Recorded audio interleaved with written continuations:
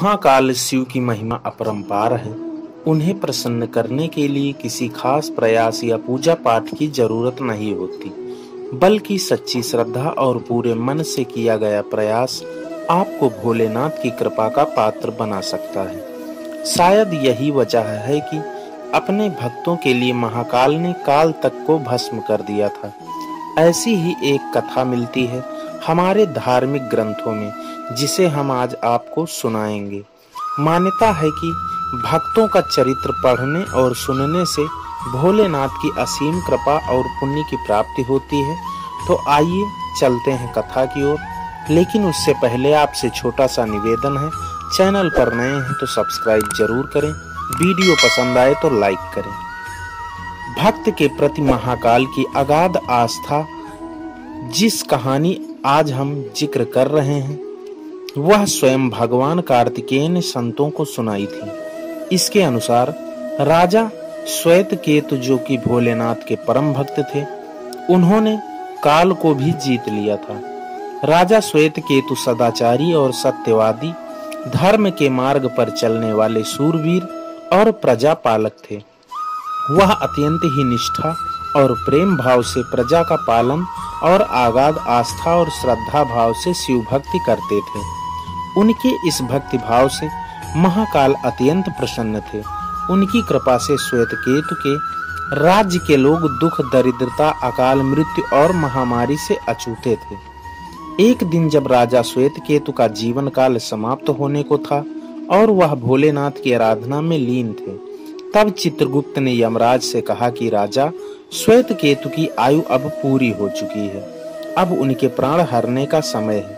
तब यमराज ने अपने दूतों को आज्ञा दी कि वे जाएं और श्वेतकेतु के प्राण हर लाएं। यमदूत राजा श्वेतकेतु के पास पहुंचे तो वह शिव मंदिर में थे। दूत बाहर ही खड़े हो गए। श्वेतकेतु गहरे ध्यान में थे। बहुत देर हो गई, न श्वेतकेतु का ध्यान टूटा, न यह दूत हिले। दूत बिना अपना काम किए खड़े रहे। जब वे वापस नहीं पहुंचे तो यमराज ने विलंब होते देखा तो काल दंड संभाला और खुद चल पड़े। दूतों के आने में देरी होने के चलते यमराज स्वयं ही राजा श्वेतकेतु के प्राण हरने पहुंचे।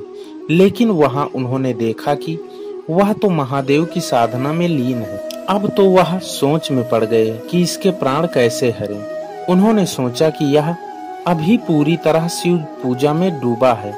इस स्थिति में शिव पूजा का उल्लंघन नहीं किया जा सकता। तब वह भी बाहर ही खड़े हो गए। उधर जैसे ही काल को इसकी सूचना मिली तो उन्होंने तलवार निकाली और शिव मंदिर में जा घुसे। काल ने देखा कि राजा श्वेतकेतु अभी भी भगवान शिव के लिंग स्वरूप के सामने बैठे ध्यान मग्न है। वह झपट कर आगे बढ़ा और जैसे ही उसने राजा श्वेतकेतु का सिर काटने के लिए तलवार उठाई, शिव ने अपना तीसरा नेत्र खोलकर काल को देखा। भोलेनाथ का तीसरा नेत्र खुलते ही काल वहीं राजा श्वेतकेतु के सामने जलकर भस्म हो गया। थोड़ी देर बाद जब राजा श्वेतकेतु का ध्यान टूटा, उन्होंने अपनी आंखें खोली तो राख में बदल चुके काल को देखा। उन्हें चिंता हुई कि यह कौन है और क्या है। श्वेतकेतु ने भगवान शिव से पूछा, हे भोलेनाथ, ये किसकी राख है? इसे किसने और क्यों जलाया? तब भोलेनाथ ने बताया कि यह काल था जो कि तुम्हारे प्राण लेने आया था।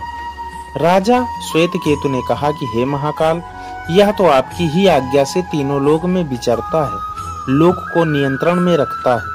इसी के भय से तो लोग पुण्य कार्य करते हैं।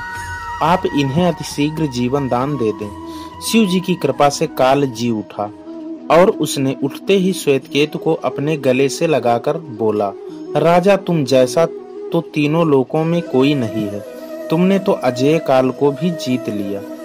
जीवन दान पाकर काल और यमराज ने कहा कि ऐसे जातक को शिव जी के परम भक्त हैं, सच्चे मन और पूरी श्रद्धा से महाकाल की पूजा में लीन रहते हैं, सिर पर जटा और गले में रुद्राक्ष पहनते हैं, विभूति का त्रिपुंड ललाट पर लगाते और पंचाक्षर मंत्र का जप करते हैं, उन्हें कभी भी अकाल मृत्यु का ग्रास नहीं बनना पड़ेगा।